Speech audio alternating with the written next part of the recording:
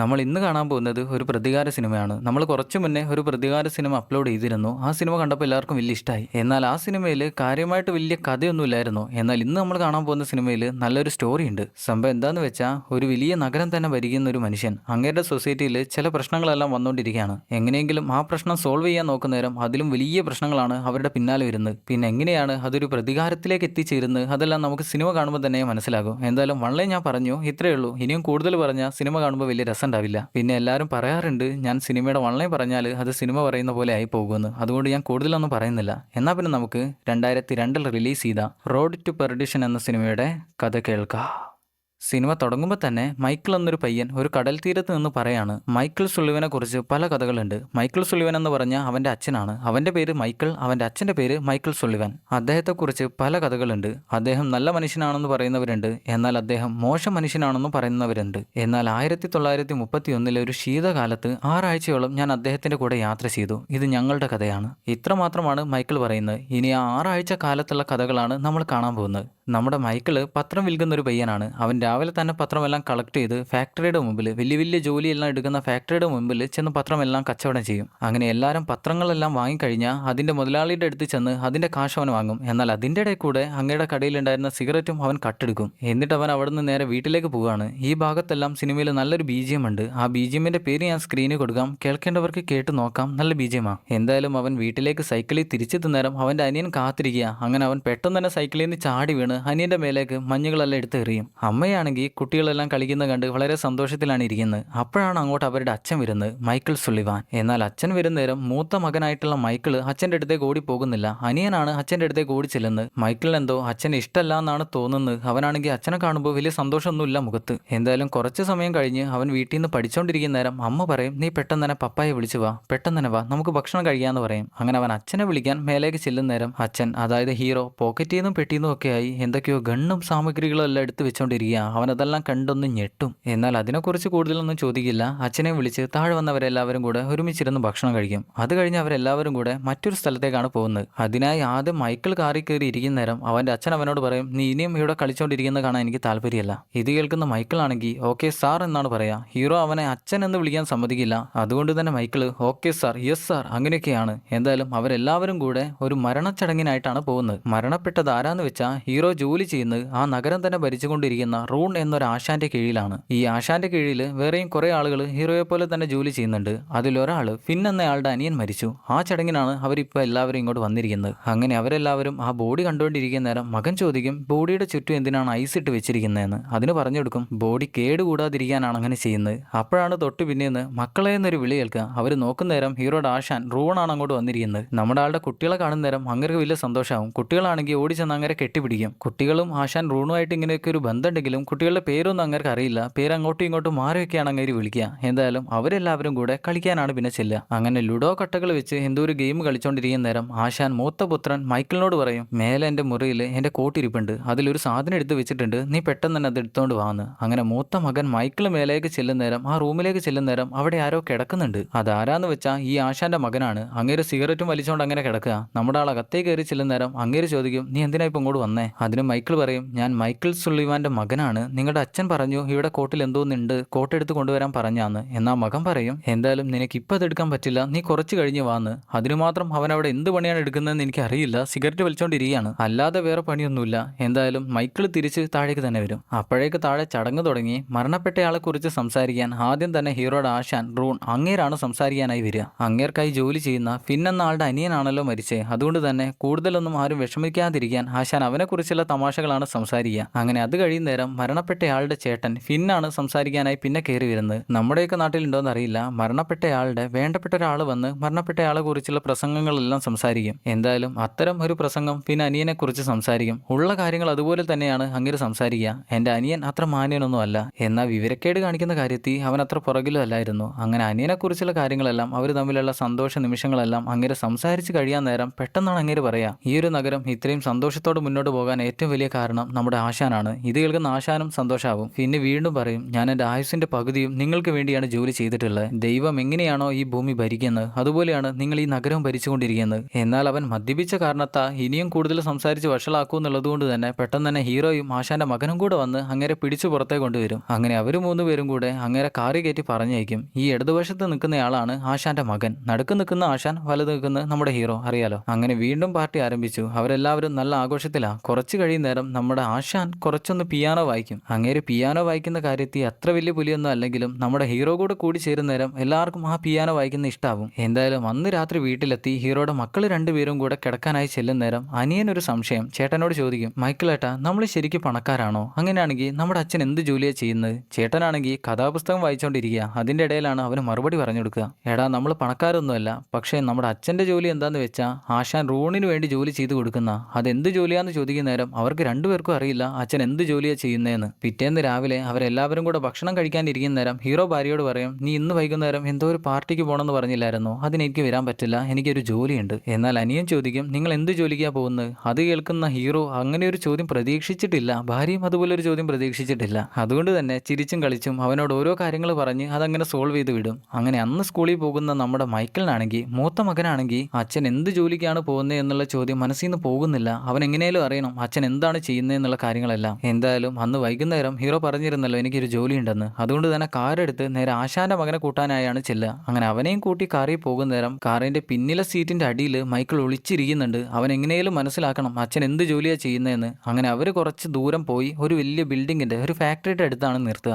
അച്ഛനും ആശാന്റെ മകനും കൂടെ ആ ഫാക്ടറിക്കകത്തേക്ക് കയറി ചെല്ലുന്നേരം നമ്മുടെ മൈക്കിളും മെല്ലെ കാറിൽ നിന്ന് പുറത്തിറങ്ങി അവിടെ എന്താണ് സംഭവിക്കുന്നതെന്ന് അറിയാൻ അവിടെ ഉണ്ടായിരുന്ന ഡോറിന്റെ അടിയിൽ കൂടെ എല്ലാം ഏന്തി വലിഞ്ഞു നോക്കും. അപ്പോഴവൻ കാണുന്നത് തലേ ദിവസം അനിയൻ മരിച്ചു പോയിട്ടുള്ള ചേട്ടനില്ലായിരുന്നോ ഫിന്ന്, ആശാന്റെ കൂടെ തന്നെ ജോലി ചെയ്യുന്ന ആള്. അങ്ങേരെ ചോദ്യം ചെയ്തുകൊണ്ടിരിക്കുന്ന ആശാന്റെ മകനെയാണ് കാണുക. എന്നാൽ ഹീറോ തൊട്ട് സൈഡിൽ തന്നെയായി നിൽക്കുന്നുണ്ട്. ഹീറോയുടെ കാല് മാത്രമാണ് അവൻ കാണുന്നത്. എന്നാൽ അകത്ത് എന്താണ് സംഭവിക്കുന്നതെന്ന് വെച്ചാൽ മരിച്ചു പോയിട്ടുള്ള ഫിന്നിന്റെ അനിയനില്ലേ, അങ്ങേര് ആശാന്റെ കൂടെ എന്തോ ഒരു ജോലി ചെയ്ത് അതിലെന്തോ ഒരു തിരിമറി എല്ലാം ചെയ്ത് എന്തോ ഒരു തട്ടിപ്പ് നടത്തി. അതുകൊണ്ട് തന്നെ അവനെ ആരോ കൊല്ലുകയെങ്ങാനും ആണ് ചെയ്തത്. എന്നാൽ അവൻ തട്ടിപ്പ് നടത്തിയതിന്റെ ബാക്കിയുള്ള കാര്യങ്ങളെല്ലാം അവന്റെ ചേട്ടൻ ഫിന്നിന് അറിയാം എന്ന് അവർക്ക് എല്ലാവർക്കും ഒരു സംശയമുണ്ട്. അതുകൊണ്ട് അതിനെക്കുറിച്ച് കൂടുതൽ കാര്യങ്ങൾ മനസ്സിലാക്കാനാണ് ആശാന്റെ മകൻ ഇപ്പം അങ്ങോട്ട് വന്ന് ചോദ്യം ചെയ്യുന്നത്. എന്നാൽ ഫിന്ന് പറയും, എന്റെ അനിയൻ അങ്ങനെ ഒന്നും ചെയ്തിട്ടില്ല, അവൻ ചെയ്യുന്നതെല്ലാം തെറ്റായിരിക്കാം, പക്ഷെ ഒരിക്കലും അവൻ നെറികേട് കാണിക്കില്ല.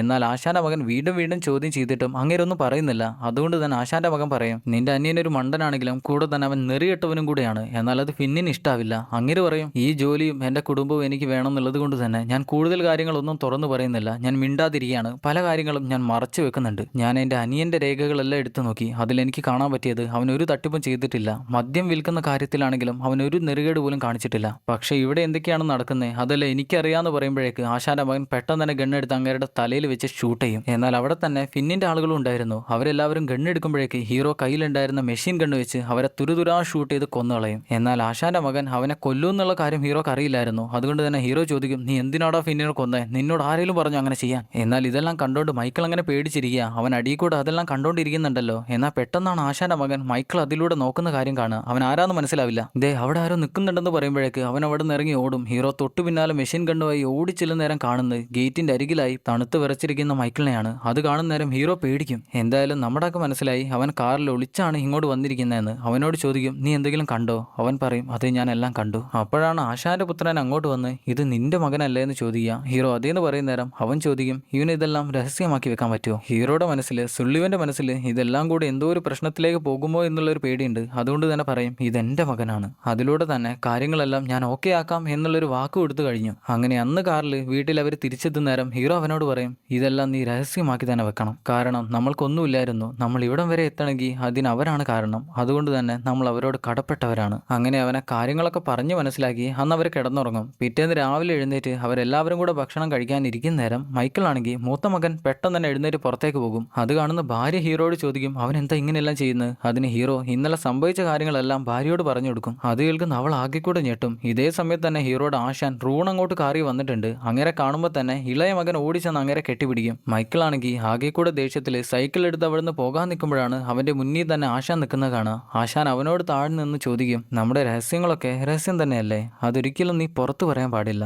ഒരു ജെന്റിൽമാൻ അവന്റെ വാക്ക് പാലിക്കുന്നവനായിരിക്കും. കൂടെ തന്നെ അവന്റെ കയ്യിലേക്ക് ഒരു നാണയം വെച്ചു കൊടുക്കും. അത് എത്ര രൂപയുണ്ടെന്ന് അറിയില്ല. എന്തായാലും അതും വാങ്ങിച്ചാണ് അവൻ അവിടെ നിന്ന് പോകുക. ഹീറോ ഹീറോ ആണെങ്കിൽ ജനലിൽ കൂടെ ഇതെന്തോ ഒരു പ്രശ്നം വരുമെന്ന് വിചാരിച്ച് നിൽക്കുമ്പോഴാണ് ആശാൻ അവനൊരു ടാറ്റയും കൊടുത്തോണ്ട് അവിടെ നിന്ന് പോവുക. അതുകൊണ്ട് തന്നെ ഇനി കൂടുതൽ പ്രശ്നങ്ങളൊന്നും വരാൻ പോകുന്നില്ല. അങ്ങനെ കുറച്ചു കഴിഞ്ഞ് ഹീറോ നേരെ ആശാനെ കാണാനായി ചെല്ലുന്ന നേരം ആശാൻ ചോദിക്കും, അവൻ ഓക്കെ അല്ലേ, മൈക്കിൾ ഓക്കെ അല്ലേ? അതിന് ഹീറോ അവൻ ഓക്കെയാണ്, ഒന്നും പുറത്തു പറയില്ല, അവനെല്ലാം അതുപോലെ തന്നെ ഭദ്രമാക്കി വെക്കും. കൂടെ തന്നെ ആശാൻ ഫിന്നിന്റെ മരണത്തെക്കുറിച്ച്, മകൻ ഫിന്നിനെ കൊന്നല്ലോ അതിനെക്കുറിച്ച് പറയും. ചില കാര്യങ്ങളൊക്കെ നമ്മൾ എത്രയൊക്കെ വേണ്ടാന്ന് വെച്ചാലും അത് ഒരു തരത്തിൽ അല്ലെങ്കിൽ മറ്റൊരു തരത്തിൽ സംഭവിക്കുക തന്നെ ചെയ്യും. അതൊരിക്കലും നമ്മൾക്കൊന്നും ചെയ്യാൻ പറ്റില്ല. അതാണ് പ്രകൃതി നിയമം. ദൈവം ആൺകുട്ടികളെ സൃഷ്ടിച്ചത് തന്നെ അവരുടെ അപ്പന്മാർക്ക് തലവേദന ഉണ്ടാക്കാനാ. സ്വന്തം മകനെ കുറിച്ചാണ് അങ്ങനെ പറയുന്നത്. എന്നാൽ കൂടെ തന്നെ ഹീറോയുടെ മകനെ കൂടെ കുറിച്ചാണ് അങ്ങനെ പറയുന്നത്. അവൻ ഇതുപോലൊരു കാര്യം കണ്ടതുകൊണ്ടാണല്ലോ അവർക്ക് ഇത്രയും ടെൻഷൻ അടിക്കേണ്ടി വരുന്നത്. എന്തായാലും കുറച്ചു കഴിഞ്ഞ ആശാൻ റൂണിന്റെ മീറ്റിംഗ് ആണ് കാണുന്നത്. നഗരത്തിന്റെ പല ഭാഗങ്ങളിലായി അങ്ങേർക്ക് ജോലി ചെയ്യുന്ന ആളുകൾ, മാനേജേഴ്സ് അവരെല്ലാവരും ഇപ്പൊ മീറ്റിംഗ് പങ്കെടുക്കാനായി വന്നിട്ടുണ്ട്. ആശാന്റെ നാട്ടിലെ പല ബാങ്കുകളിലും കള്ളപ്പണത്തിന്റെ ഇടപാടുകളുണ്ട്. അതെല്ലാം കൺട്രോൾ ചെയ്ത് കൊണ്ടുപോകാനാണ് ഇത്രയും മാനേജേഴ്സിനെ അങ്ങനെ വെച്ചിരിക്കുന്നത്. എന്നാൽ അതിന്റെ സംസാരം എല്ലാം കഴിയാൻ നേരം അങ്ങേര് മകനോട് ചോദിക്കും, ഇന്നലെ രാത്രി സംഭവിച്ച കാര്യത്തെക്കുറിച്ച് നിനക്ക് എന്താ സംസാരിക്കാനുള്ളത്? അതിനവൻ പറയും, ഇന്നലെ സംഭവിച്ച കാര്യത്തോട് ഞാൻ എന്തായാലും മാപ്പ് ചോദിക്കുകയാണ്, ഞാൻ എല്ലാവരോടും മാപ്പ് ചോദിക്കുകയാണ്. എന്നാൽ അവൻ ചിരിച്ചോണ്ട് പറയും, ഒരു മാസം തന്നെ 2 മരണം എന്നൊക്കെ പറഞ്ഞാൽ എന്തല്ലേ ഇവ ചെയ്യുക? എന്നാൽ അത് കേൾക്കുന്ന ആശാൻ അത് ഇഷ്ടപ്പെട്ടില്ല. അങ്ങേര് ടേബിളിന് അടിച്ച് ദേഷ്യപ്പെട്ട് എല്ലാവരോടും ആയിട്ട് അവനോട് മാപ്പ് പറയാൻ പറയും. അങ്ങനെ അവൻ പേടിച്ചോണ്ട് എഴുന്നേറ്റ് എല്ലാവരുടെ മുന്നിലും മാപ്പ് പറയും. എന്നാൽ ഇത് കാണുമ്പോഴാണ് നമുക്ക് മനസ്സിലാവുക, അങ്ങേര് പറഞ്ഞിരുന്നല്ലോ ദൈവം ആൺകുട്ടികളെ സൃഷ്ടിച്ചത് തന്നെ അവരുടെ അപ്പന്മാർക്ക് തലവേദന ഉണ്ടാക്കാനാണ്. അതെന്തുകൊണ്ടാന്ന് ഇത് കണ്ടപ്പോൾ തന്നെ നമുക്ക് മനസ്സിലായില്ലേ? എന്തായാലും എല്ലാം കഴിഞ്ഞ് ഹീറോ കാറിൽ വീട്ടിലേക്ക് പോകാൻ നിൽക്കുമ്പോഴാണ് ആശാന്റെ മകൻ വന്നൊരു കത്ത് കൊടുക്കുക. ഇത് ടോണിക്ക് കൊടുക്കാനായി അച്ഛൻ തന്ന. ഇതിലെന്താന്ന് എനിക്കറിയില്ല. ഈ ടോണി ആരാന്ന് വെച്ചാൽ നാട്ടിൽ ബാറെല്ലാം നടത്തുന്ന ഒരു ബാർ സെറ്റപ്പുകാരനാണ്. അങ്ങേർക്ക് എന്തോ ഒരു കത്താണ് അച്ഛൻ ഇപ്പൊ കൊടുത്തിരിക്കുന്നത്, ആശാൻ ഇപ്പൊ കൊടുത്തിരിക്കുന്നത്. എന്തായാലും അപ്പൊ തന്നെ ഹീറോ ടോണിക്ക് കത്ത് കൊടുക്കാനായി അവന്റെ ഏരിയയിലേക്ക് ചെല്ലുകയാണ്. അവന്റെ ബാറിന് തൊട്ടു മുന്നിലായി ഒരു കാവൽക്കാരനുണ്ട്. എന്നാൽ അങ്ങോട്ട് വന്നിരിക്കുന്നത് മൈക്കിൾ സുള്ളിവാൻ ആണ്. ഹീറോ ആണെന്ന് മനസ്സിലാക്കുന്ന നേരം അങ്ങേർക്കൊരു ബഹുമാനാണ്. ഹീറോയെ ബോഡി ഒന്നും ചെക്ക് ചെയ്യില്ല. നിനക്ക് വേണമെങ്കിൽ എന്റെ കയ്യിൽ ഗണ്ണുണ്ടോന്ന് ചെക്ക് ചെയ്യാന്ന് പറയും. അതുകൊണ്ട് തന്നെ ആകെ കൂടെ ഒരു ഭയഭക്തി ബഹുമാനത്തോടെ കൂടെ ചെക്കെല്ലാം ചെയ്ത് നേരെ ടോണിന്റെ അടുത്തേക്ക് കൊണ്ടു ചെല്ലും. എന്നാൽ ആദ്യം തന്നെ ടോണിന്റെ അടുത്ത് ചെന്ന് അങ്ങേര് പറയും, മാനേജർ പറയും, നിങ്ങൾ കാണാനായി മൈക്കിൾ സുള്ളിവാൻ വന്നിട്ടുണ്ട്. ടോണി ആണെങ്കിൽ മരുന്നെല്ലാം അടിച്ച് ആകെ കൂടെ ബോധം പോയിട്ട് ഇരിക്കുകയായിരുന്നു. എന്നാൽ ഹീറോ വന്നിട്ടുണ്ടെന്നുള്ള കാര്യം മനസ്സിലാക്കുന്ന നേരം അങ്ങേര് പറയും, എന്തെങ്കിലും പ്രശ്നമായോ? എന്നിട്ട് അതെല്ലാം എടുത്ത് മാറ്റി വെച്ച് ഒരു ഗണ്ണ് പത്രത്തിനടിയിൽ ഒളിപ്പിച്ചു വെക്കും. അങ്ങനെ ഹീറോ അകത്തേക്ക് കയറി ചെല്ലുന്ന നേരം അങ്ങേര് പറയും, നിങ്ങൾ എന്തിനാണാവോ ഇപ്പം ഇങ്ങോട്ട് വന്നിരിക്കുന്നത്? എന്തായാലും പെണ്ണിന് വേണ്ടിയല്ല, അതെനിക്കറിയാം. നമ്മുടെ ആൾ കൂടുതൽ സംസാരിക്കാനൊന്നും നിൽക്കില്ല. കയ്യിലുണ്ടായിരുന്ന കത്ത് അവന്റെ കയ്യിലേക്ക് കൊടുക്കും. ഓ, എന്തേലും പ്രശ്നമായി കാണുമെന്നൊക്കെ ചോദിച്ച് അങ്ങേര് അത് പൊട്ടിച്ച് വായിച്ചു നോക്കും. എന്നാൽ അപ്പോഴുണ്ട് അങ്ങേരുടെ മുഖം ആകെ കൂടെ മാറുന്നു. അങ്ങേര് മാനേജറെ എല്ലാം നോക്കുന്ന കാണുന്ന നേരം ഹീറോക്ക് എന്തോ ഒരു സംശയം, എന്തോന്ന് സംഭവിക്കാൻ പോവാണല്ലോ എന്ന്. നേരെ താഴേക്ക് നോക്കുന്ന നേരം ഒരു പേപ്പറിനടിയിൽ ഗൺ ഒളിപ്പിച്ച് വെച്ചിരിക്കുന്നതാണ് കാണുക. ടോണിയുടെ മുഖത്തേക്ക് നോക്കുന്ന നേരം അവൻ ആകെ കൂടെ വിളറുന്ന കാണും. പെട്ടെന്ന് തന്നെ ഹീറോ ആ ഗണ്ണെടുത്ത് അവന്റെ നെറ്റിക്ക് ഷൂട്ട് ചെയ്യും. കൂടെ തന്നെ അവന്റെ മാനേജറെയും ഷൂട്ട് ചെയ്ത് കൊല്ലും. അങ്ങനെ ആ കത്തെടുത്ത് വായിച്ചു നോക്കുമ്പോഴാണ് മൈക്കിൾ സുള്ളിവാൻ ഒന്ന് ഞെട്ടുക. അതിൽ ആശാൻ എഴുതി വെച്ചിരിക്കുന്നത്, മൈക്കിൾ സുള്ളിവാനെ കൊന്നാൽ നിന്റെ കടങ്ങളെല്ലാം വീട്ടപ്പെടുമെന്നാണ്. ഇവിടെ എന്താണ് സംഭവം എന്ന് വെച്ചാൽ ആശാന്റെ മകൻ ഒരാളെ കൊല്ലുന്ന കാര്യം ഹീറോയുടെ മകൻ കണ്ടല്ലോ. അത് ഭാവിയിൽ എന്തെങ്കിലും പ്രശ്നമായാൽ പിന്നെ ഹീറോ അതിൽ കയറി ഇടപെടും. പിന്നെ അതിന്റെ ബുദ്ധിമുട്ടെല്ലാം വരാൻ പോകുന്നത് ആശാനും ആശാന്റെ മകനുമാണ്. അതുകൊണ്ട് തന്നെ ആശാന്റെ മകൻ തന്നെയാണ് ഇതുപോലൊരു കത്ത് എഴുതി ഹീറോയുടെ കയ്യിൽ കൊടുത്തിട്ടുള്ളത്. കാരണം നമ്മൾ നേരത്തെ കണ്ടാണല്ലോ, ആ കത്ത് കൊടുക്കുന്ന നേരം ആശാന്റെ മകൻ പറഞ്ഞിരുന്നത്, അച്ഛൻ നിങ്ങൾക്കൊരു കത്ത് തരാൻ മറന്നുപോയി, ആ കത്താണ് ഇതെന്നാണല്ലോ. സത്യം പറഞ്ഞ ഇലക്കും മുള്ളിനും കേടില്ലാതെ ആശാന്റെ മകൻ എല്ലാം കൂടെ അവസാനിപ്പിക്കണം എന്ന് വിചാരിച്ചാണ് ഇതുപോലൊരു കത്തെഴുതി. അവന് ഹീറോയെ കൊല്ലാൻ പറ്റാത്തതുകൊണ്ട് തന്നെ ഒരു കത്തെഴുതി ഹീറോയുടെ കയ്യിൽ കൊടുത്ത് ടോണീന്റെ അടുത്ത് എത്തിച്ച് ടോണിയെ കൊണ്ട് തന്നെ ഹീറോയെ കൊല്ലിക്കാൻ തീരുമാനിച്ചത്. പക്ഷെ ഇപ്പൊ പ്ലാൻ എല്ലാം പൊളിഞ്ഞു. ഇവിടെ ഹീറോ പെട്ടെന്ന് തന്നെ വീട്ടിലേക്ക് കോൾ ചെയ്യുന്ന നേരം വീട്ടിലെ ഫോൺ കണക്ട് ആവുന്നില്ല.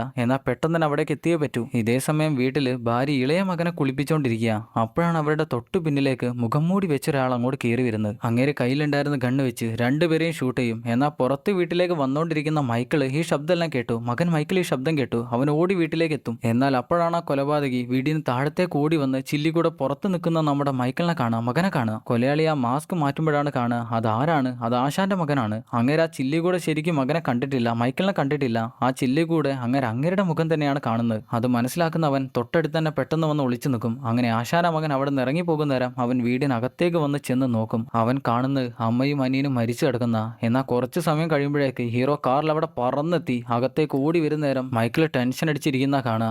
അകത്തേക്ക് ചെന്ന് നോക്കുന്ന ഹീറോയുടെ ശബ്ദമാണ് പിന്നെ നമ്മൾ കേൾക്കുക. ആർത്തലറുന്ന ശബ്ദമാണ് കേൾക്കുക. അതേ സമയത്ത് ഇവിടെ മകൻ പുതിയ പോക്രിത്തരങ്ങളെല്ലാം കാണിച്ചു വെച്ചെന്ന് മനസ്സിലാക്കുന്ന ആശാൻ അവനെ പിടിച്ച് തല്ലുകയാണ്. എത്രയൊക്കെ തല്ലിയാലും മകനായതുകൊണ്ട് തന്നെ ദൈവം നമ്മളെ രക്ഷിക്കട്ടെ എന്നും പറഞ്ഞ് അവനെ കെട്ടിപ്പിടിച്ച് കരയും. ഇവിടെ ഹീറോ പെട്ടെന്ന് തന്നെ മകനെയായി വീടിന്റെ പുറത്തേക്ക് വന്ന് ഇനി ഇതൊരിക്കലും നമ്മുടെ വീടല്ലെന്നും പറഞ്ഞ് കാറിൽ മറ്റെവിടെയൊക്കെയോ ആണ് പോകുന്നത്. ഒരു സ്ഥലത്ത് കാറ് നിർത്തി പിന്നിലെ മകനോട് പറയും, ഞാൻ 30 മിനിറ്റ് കൊണ്ട് ഇവിടേക്ക് തന്നെ തിരിച്ചെത്തിയില്ലെങ്കിൽ നീ പെട്ടെന്ന് തന്നെ ഇവിടെ നിന്ന് ലിഞ്ചിന്റെ വീട്ടിലേക്ക് പോകണം. ഒരിക്കലും നീ ഫാദർ മല്ലാവോയുടെ വീട്ടിലേക്ക് പോകരുത്, ലിഞ്ചിന്റെ വീട്ടിലേക്ക്. ഓക്കെ, മനസ്സിലായില്ലേ? അങ്ങനെ ഇറങ്ങി പോകാൻ നേരം മകൻ പറയും, നിങ്ങൾ പോവല്ലേ പോവല്ലേ. ഹീറോ അവന്റെ കയ്യിലേക്ക് ഒരു റിവോൾവർ ഗണ്ണ് വെച്ച് കൊടുക്കുന്ന നേരം അവൻ വേണ്ടാന്ന് പറയും. എന്നാലും അവനെ പറഞ്ഞു മനസ്സിലാക്കി ഗണ്ണും പിടിപ്പിച്ച് നേരെ തൊട്ടടുത്തുണ്ടായിരുന്ന ബിൽഡിങ്ങിലേക്കാണ് കയറി ചെല്ലുക. അവിടെ ആശാന്റെ ഒരു മാനേജറെ കാണാനായാണ് ചെല്ലുന്നത്. എന്നാൽ ആ മാനേജറുടെ റൂമിലേക്ക് ചെല്ലുമ്പോൾ തന്നെ അങ്ങേര് മനസ്സിലാക്കിയിട്ടുണ്ട് ഹീറോ ഇങ്ങോട്ട് വരും എന്നുള്ള കാര്യം. അങ്ങേര് കയ്യിലുണ്ടായിരുന്ന ഒരു പെട്ടി ടേബിളിലേക്ക് എടുത്തു വെച്ച് പറയും, ഇതിൽ $25,000 ഉണ്ട്. ഇതിലധികം വേണമെങ്കിൽ നിനക്ക് ആശാനോട് ചോദിക്കാം, എന്ത് വേണമെങ്കിലും അങ്ങേര് നിനക്ക് തരും. സംഭവം ഇവിടേക്ക് ഹീറോ എത്തും എന്നുള്ള കാര്യം അങ്ങേര് നേരത്തെ മനസ്സിലാക്കി. അതുകൊണ്ട് തന്നെ ഹീറോയുടെ കുടുംബം ഇല്ലാതായതുകൊണ്ട് അതിന് പകരമായി ഹീറോക്ക് കൊടുക്കുന്ന കാശാണ് $25,000. എന്നാൽ ഹീറോ ചോദിക്കും, അങ്ങേരുടെ മകൻ എവിടെ?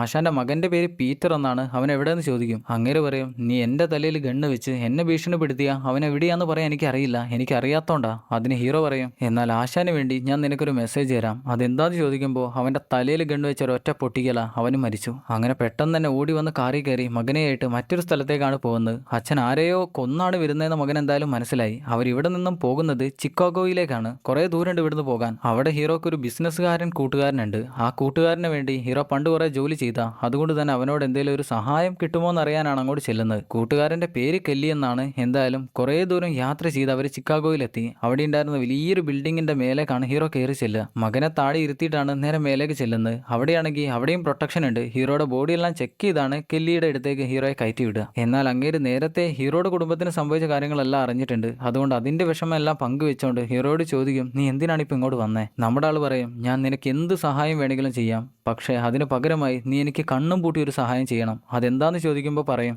എന്റെ കുടുംബത്തെ കൊന്നവരെ എല്ലാവരെയും എനിക്ക് കൊല്ലണം. എന്നാൽ അങ്ങേര് പറയും, സുലിവാൻ, നിന്നെയും എന്നെയും ഒരേ സൊസൈറ്റിയാണ് സംരക്ഷിക്കുന്നത്. ആ സൊസൈറ്റിക്ക് അകത്ത് നിന്ന് നമ്മൾ ഇങ്ങനെ ചെയ്യാൻ പറ്റുമോ? സത്യം പറഞ്ഞാൽ അങ്ങേര് ആശാന്റെയും ആശാന്റെ മകന്റെയും ഭാഗത്താണ് നിൽക്കുന്നത്. ഇത് മനസ്സിലാക്കുന്ന ഹീറോ കൂടുതലൊന്നും സംസാരിക്കില്ല, അവിടുന്ന് പുറത്തേക്ക് ഇറങ്ങി വരും. എന്നാൽ ആ കില്ലിയോട് സംസാരിച്ച കാര്യത്തിൽ നിന്ന് ഹീറോക്ക് മനസ്സിലായി അവിടെ തന്നെ എവിടെയോ ആയിട്ട് ആശാനും ആശാന്റെ മകനും ഉണ്ട്. അതുകൊണ്ട് തന്നെ ലിഫ്റ്റിൽ കയറാതെ പുറത്തുകൂടെ ഇറങ്ങി ചുറ്റി വളഞ്ഞല്ലാണ് താഴേക്ക് ഇറങ്ങി വരിക. എന്നാൽ വിചാരിച്ചത് ശരിയാണ്. കില്ലി നേരെ ചെല്ലുന്നത് ആശാന്റെ അടുത്തേക്കാണ്. അവിടെ തന്നെ മകനുണ്ട്. മകൻ ആശാനോട് പറയും, നമ്മൾ എന്തിനാണ് ഇനി കൂടുതൽ കാത്തു നിൽക്കുന്നത്? ഈ ബിൽഡിങ്ങിൽ തന്നെ അവനില്ലേ, അവൻ ഇവിടുന്ന് തന്നെ നമുക്കില്ലാതായിക്കൂടെ? അതിന് ആശാൻ, നീ ഇപ്പം മേലേക്ക് പോയാൽ മതിയെന്ന് പറഞ്ഞ് അവനെ മിരട്ടി അവിടുന്ന് പറഞ്ഞയക്കും. കില്ലി ചോദിക്കും, എന്നാ പിന്നെ രണ്ടുപേരെയും നമ്മളങ്ങ് എടുക്കല്ലേ? അതിന് ആശാൻ പറയും, അവന്റെ മകനെ ഒരിക്കലും നീ കൊല്ലരുത്. കില്ലി വീണ്ടും പറയും, നമ്മളങ്ങനെ ഒരാളെ മാത്രം കൊന്ന മകൻ പിന്നെ വലുതാകുന്ന നേരം അവന്റെ മനസ്സിൽ ഈ കാര്യങ്ങൾ തന്നെ ഉണ്ടാകും. അവൻ വലുതായി വളഞ്ഞ് നമ്മുടെ തലയ്ക്ക് മേലേക്കാണ് വരിക. എന്നാൽ എന്ത് വന്നാലും മകനെ കൊല്ലാൻ പാടില്ല എന്നാണ് ആശാൻ പറയുന്നത്. അതുകൊണ്ട് തന്നെ കില്ലി പെട്ടെന്ന് തന്നെ കൊല്ലാനുള്ള ആളെ ഏർപ്പാടാക്കും. കൊട്ടേഷൻ കൊടുക്കാൻ ഒരാളെ ഏർപ്പാടാക്കും.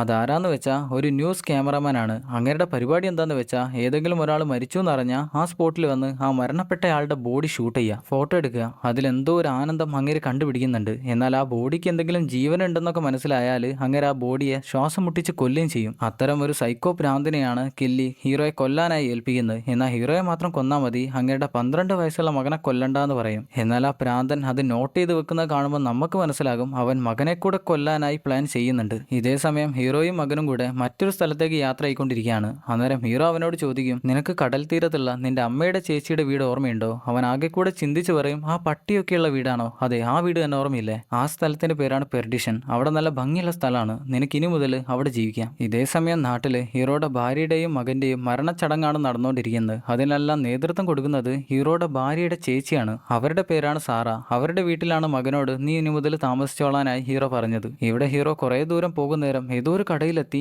ഏതോ ഒരു ഫോണിൽ ഭാര്യയുടെ ചേച്ചിയെ കൊള്ളയും സാറയെ കൊള്ളയും. വിളിച്ചത് ഹീറോയാണെന്ന് മനസ്സിലാക്കുന്നേരം മൈക്കിളിന് ഓക്കെ അല്ല എന്ന് ചോദിക്കും. അതെ, ഓക്കെയാണ്. ഞങ്ങൾ ഇവിടെ നിന്നും നിങ്ങളുടെ വീട്ടിലേക്കാണ് ചെല്ലുന്നത്. ഞങ്ങൾ അങ്ങോട്ട് പോകുന്നതിൽ നിങ്ങൾക്ക് ബുദ്ധിമുട്ടൊന്നും ഇല്ലല്ലോ എന്ന് ചോദിക്കുന്നേരം സാറ് പറയും, ഒരു ബുദ്ധിമുട്ടുമില്ല, 2 ദിവസം കൊണ്ട് ഞാനും അവിടെ എത്തും. അങ്ങനെ അവരെ കോള് കട്ട് ചെയ്യുന്നേരം സാറ കോള് ചെയ്ത ഫോണിനടുത്തേക്ക് ആ ന്യൂസ് ക്യാമറമാൻ പ്രാന്തനില്ലേ ഹീറോയെ കൊല്ലാനായി നടക്കുന്ന അവൻ അങ്ങോട്ട് വരും. അവൻ ആ ഫോണിൽ വിളിച്ച് ഹീറോ എവിടെയാണ് നിൽക്കുന്നത് എന്നുള്ള കാര്യം മനസ്സിലാക്കി. ഇതേ സമയം ഹീറോ അവിടെ നിന്നും മറ്റൊരു സ്ഥലത്തേക്ക് യാത്ര ആയിക്കൊണ്ടിരിക്കുക. അങ്ങനെ കുറെ ദൂരം പോയി രാത്രി ആകുന്നേരം തൊട്ടടുത്തുണ്ടായിരുന്ന ഒരു ഹോട്ടലിൽ ഭക്ഷണം കഴിക്കാനായി നിർത്തും. എന്നാൽ മകനോട് ഭക്ഷണം കഴിക്കാനായി വരുന്നുണ്ടോ എന്ന് ചോദിക്കുന്നേരം അവൻ ഇല്ലാന്ന് പറയും. ഇതേ സമയം ഹീറോ എവിടെയാണെന്ന് മനസ്സിലാക്കി വരുന്ന ആ കൊലയാളി പ്രാന്തനില്ലേ അവൻ വന്നോണ്ടിരിക്കുന്ന നേരം ഹോട്ടലിന് മുന്നിലായി ഹീറോയുടെ കാറ് നിൽക്കുന്നത് കാണും. എന്നാൽ ആ കാറിൽ മകൻ ഉറങ്ങിക്കിടക്കുന്ന അവൻ കണ്ടില്ല. അവൻ നേരെ ആ ഹോട്ടലിലേക്ക് കയറി ചെല്ലും. ഹീറോ ആണെങ്കിൽ അവിടുന്ന് ഭക്ഷണം കഴിച്ചുകൊണ്ടിരിക്കുക. അവൻ തൊട്ടടുത്തുണ്ടായിരുന്ന സീറ്റിൽ വന്നിരുന്ന് അവന് വേണ്ട ഭക്ഷണം എല്ലാം ഓർഡർ ചെയ്യും. അതിന്റെ ഇടയിൽ രാത്രിയിൽ ഹീറോ മദ്യപിക്കാനായി ബോട്ടിൽ പുറത്തേക്ക് എടുക്കുന്ന നേരം അവൻ നോക്കും. എന്നാൽ എന്തോ അവൻ്റെ ഒരു പോലീസുകാരനാണെന്ന് വിചാരിച്ച് ഹീറോ അത് കുടിക്കില്ല. എന്നാൽ അവൻ പറയും, നിങ്ങൾ കുടിച്ച കുഴപ്പമൊന്നുമില്ല,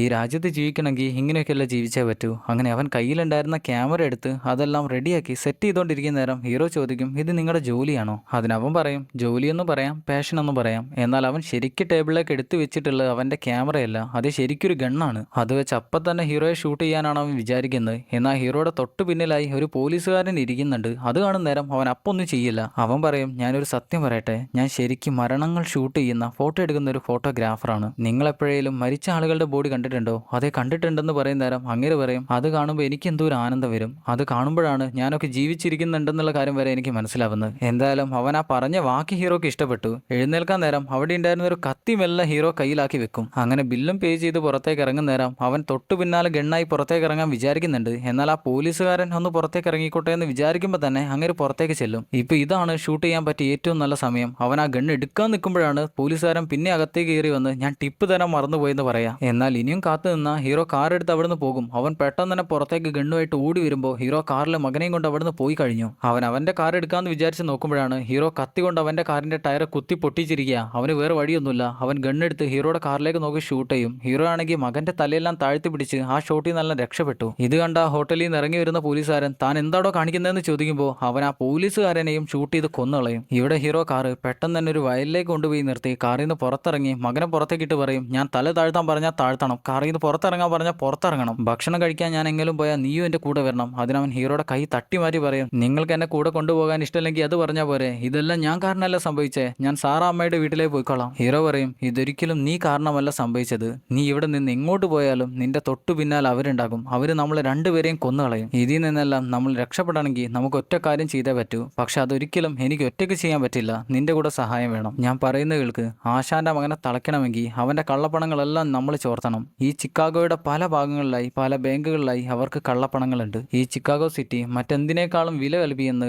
ആളുകളുടെ കയ്യിലെ പണത്തെയാണ്. ആ പണം ചോർത്തിയാൽ പിന്നെ അവരില്ല. ആ പണം മുഴുവനും കണ്ടുപിടിച്ച് നമ്മൾ തട്ടിയെടുക്കണം. അതിന് എന്റെ കൂടെ നീ ഉണ്ടാകുമോ എന്ന് ചോദിക്കുന്ന നേരം അവൻ അതെ, ഞാൻ ഉണ്ടെന്ന് പറയും. അങ്ങനെയാണെങ്കിൽ നീ കുറച്ച് കാര്യങ്ങൾ പഠിക്കണം. അങ്ങനെ അടുത്ത ദിവസം മുതൽ അച്ഛൻ അവനെ കാർ ഓടിക്കാൻ പഠിപ്പിക്കും. അവനൊരു കുട്ടിയായതുകൊണ്ട് തന്നെ പെട്ടെന്ന് അങ്ങനെ പഠിക്കാൻ പറ്റില്ലല്ലോ, അതുകൊണ്ട് കുറച്ച് പാടുവിടും. എന്നാൽ അവനെ കൂടുതൽ പഠിപ്പിക്കുന്നത് അവനത്ര ഇഷ്ടമില്ല. നീ അങ്ങനെ ചെയ്യും ഇങ്ങനെ ചെയ്യുന്നെല്ലാം ഹീറോ പറഞ്ഞാൽ അവനതിൽ ദേഷ്യം വരും. നിങ്ങൾ മിണ്ടണ്ട, ഞാൻ ചെയ്തോളാം എന്ന് പറയും. എന്നാൽ അവനെല്ലാം കൂടെ പെട്ടെന്ന് പഠിക്കുമെന്ന് വെച്ചാൽ അവൻ പെട്ടെന്ന് പഠിക്കുന്നില്ല. അവൻ ആകെ കൂടെ തട്ടാനും മുട്ടാനും ഒക്കെ പോയി എങ്ങനെയൊക്കെയാണ് ഓടിക്കുന്നത്. അങ്ങനെ ഏറെക്കുറെ കാര്യങ്ങളൊക്കെ ഓക്കെ ആയെന്ന് മനസ്സിലാവുന്ന നേരം ഹീറോ നേരെ ഒരു ബാങ്കിലേക്കാണ് ചെല്ലുന്നത്. ആ ബാങ്കിൽ പണം നിക്ഷേപിക്കാൻ പോകുന്ന ആളെ പോലെയാണ് ചെല്ലുക. മാനേജറുടെ റൂമിലേക്ക് ചെല്ലുന്ന നേരം അങ്ങനെ പറയും, ഓ ഞാൻ വിചാരിച്ചു ഇനി നിക്ഷേപിക്കാനായി ആരും ഇങ്ങോട്ട് വരില്ല എന്ന്. എന്നാൽ ഹീറോ പറയും, ഞാൻ നിക്ഷേപിക്കാൻ വന്നല്ല, കള്ളപ്പണം മുഴുവൻ എടുക്കാൻ വന്ന. കയ്യിൽ ഗണ്ണും കൂടെ കാണുന്ന നേരം കൂടുതലൊന്നും അങ്ങേർക്കും പറയാൻ പറ്റില്ല. അങ്ങേര് ആ കള്ളപ്പണം സൂക്ഷിച്ചു വെച്ച പെട്ടി എടുത്ത് പുറത്തേക്ക് വെക്കുന്ന നേരം പറയും, അവരെന്തായാലും നിങ്ങളെ കണ്ടുപിടിച്ച് കൊല്ലും. ഹീറോ പറയും, എന്തായാലും അവർ കണ്ടുപിടിക്കട്ടെ, എന്നാൽ എന്റെ പേര് കൂടെ നീ കേട്ട് വെച്ചോ, മൈക്കിൾ സുള്ളിവാൻ. എന്നാൽ ആ കള്ളപ്പണം മുഴുവനും ഹീറോ എടുക്കില്ല.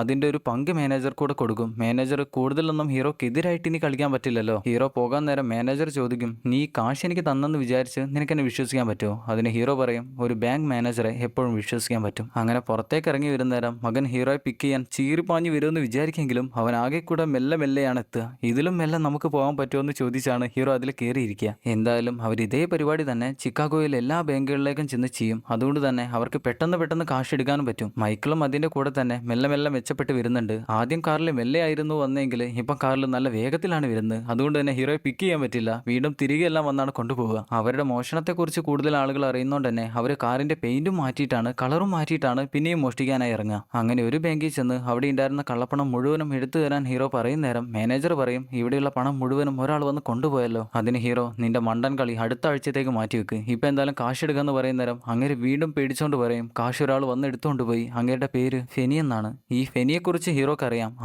റോൺ ആശാന്റെ കയ്യാളുകളിൽ പെട്ട ഒരാളാണ് ഈ ഫെനി. അവൻ എവിടെ പോയി കണ്ടുപിടിക്കാൻ പറ്റുമെന്ന് ഹീറോക്ക് അറിയാം. അവനെ റൂം എടുക്കുന്നുണ്ടേ തന്നെ നാട്ടിലെ ഏറ്റവും മുന്തിയ ഹോട്ടലിൽ ഏറ്റവും നല്ല റൂം മാത്രമേ എടുക്കൂ. അതുകൊണ്ട് അവനെ കണ്ടുപിടിക്കാൻ സിമ്പിളാ. അച്ഛനും മോനും കൂടെ നാട്ടിലെ ഏറ്റവും മികച്ച ഹോട്ടലിലേക്കാണ് അങ്ങനെ യാത്രയാവുക. ഹോട്ടലിന്റെ മുന്നിൽ തന്നെ കാറ് നിർത്തി മകനോട് പറയും, ഞാനൊരു 30 മിനിറ്റിനുള്ളിൽ ഇവിടെ തിരിച്ചെത്തും. എന്തെങ്കിലും പ്രശ്നം നീ പുറത്ത് കാണുകയാണെങ്കിൽ നീ ഹോൺ അടിച്ചാൽ മതി. എന്നാൽ ഇതേ സമയം ആ ഹോട്ടലിന്റെ നേരെ മറുവശത്തായിട്ടുള്ള ഹോട്ടലിന്റെ മേലത്തെ മുറിയിൽ ആ കില്ലർ റൂം എടുത്തിട്ടുണ്ട്. ആ ന്യൂസ് ക്യാമറാമാൻ കില്ലർ റൂം എടുത്തിട്ടുണ്ട്. സംഭവം എന്താന്ന് വെച്ചാൽ ആശാനും ടീമിനും അറിയാം ഫെനി കാശ് കൊണ്ടുപോയി എന്നുള്ള കാര്യം ഹീറോ മനസ്സിലാക്കിയാൽ ഹീറോ എങ്ങനെയാലും ഫെനിയെ കണ്ടുപിടിക്കുമെന്ന്. അതുകൊണ്ട് ഫെനിയെ ഒരു ഇരയാക്കി വെച്ച് കില്ലറെ കൊണ്ട് ഹീറോയെ കൊല്ലാനാണ് അവർ വിചാരിക്കുന്നത്. എന്നാൽ ഇവിടെ ഹീറോ ആ ബിൽഡിങ്ങിനകത്തേക്ക് കയറി ചെന്ന കാര്യം കില്ലർക്ക് മനസ്സിലായിട്ടില്ല. അങ്ങനെ ഹീറോ മേലെയുള്ള മുറിയിലേക്ക് ചെല്ലും നേരം അവിടെ ഉണ്ടായിരുന്ന മുറിയിൽ ഫെനി ചായയും കുടിച്ചിരിക്കുക. അവന്റെ തലയിൽ ഗണ്ണ് വെച്ച് കള്ളപ്പണവും അതിന്റെ കൂടെയുള്ള എല്ലാ ഫയൽസും എനിക്ക് വേണമെന്ന് പറയുന്ന നേരം അവൻ പറയും, അങ്ങനെ ഒരു സാധനവും എന്റെ കയ്യിലില്ല, ചിലപ്പോൾ ആരെയും എന്തേലും നിന്നോട് പറഞ്ഞിട്ടുണ്ടാകും, അതും കേട്ട് എന്റെ അടുത്തേക്ക് വന്നാൽ ഞാൻ എന്ത് ചെയ്യാനാ. എന്നാൽ മറുവശത്തുണ്ടായിരുന്ന ബിൽഡിങ്ങിലെ കില്ലർ